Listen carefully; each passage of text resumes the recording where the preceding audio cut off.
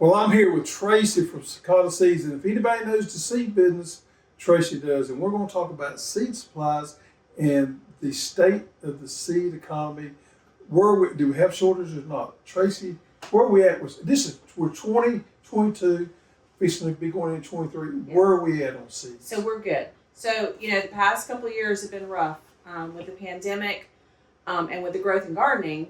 A lot of the breeders and producers of the seed, like Sakata, we went through a lot of seed, and it took us a while to catch up. But the good news is those crops were planted. We planned on that. We planned on catching up, and all those things are coming in now.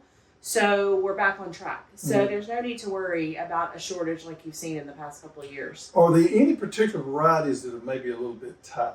So there's every year, no matter what's going on in the world, there's always going to be a couple of shortages here and there for crops. Collards can be a little tight this year. That happened a few years ago. It'll probably happen again this year. Beans is another one. Beans, I'm sure would you say, from our other suppliers we talked to, would you agree with me in saying beans are probably going to be the tightest? The tightest going into 23, I agree. Yeah.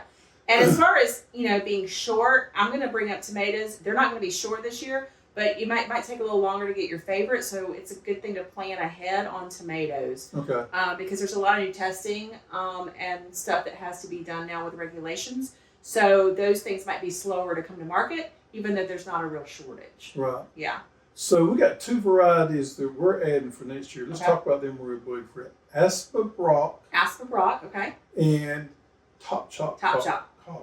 One of my favorites. So Top Chop is a new collard for us. It's like the old-fashioned big leaves. You're going to get tons of harvests. Every leaf is like big mass. But it's got all of the hybrid vigor. You can recut it. It's going to be upright. You can crop it like we resistance. used to do. Yeah. So it's really good for the home gardener. It's got that sort of old-fashioned type plant, but with all the good stuff of the new disease resistance. Aspa Brock. Now this is one that's new to me, and I have tried this, and it was off the chain delicious. It's neat. Okay, so my secret, right? Sakata is a broccoli seed company. We're really known for broccoli. I don't particularly like broccoli, so I don't say that very often. But Aspa Brock is it's a different kind of thing than broccoli. So with broccoli, you're going to get that one head. With Aspa Brock, it's more similar to a broccoli rabe in the growth habit in the plant. So you're going to grow it. It's going to shoot up this one little central tiny little head. You're going to pinch that out right at the beginning. And then for like 4 to 6 weeks, you're going to get all these little side shoots that look like long, skinny, either asparagus with a little broccoli head or broccoli rabe. The difference is the taste, though.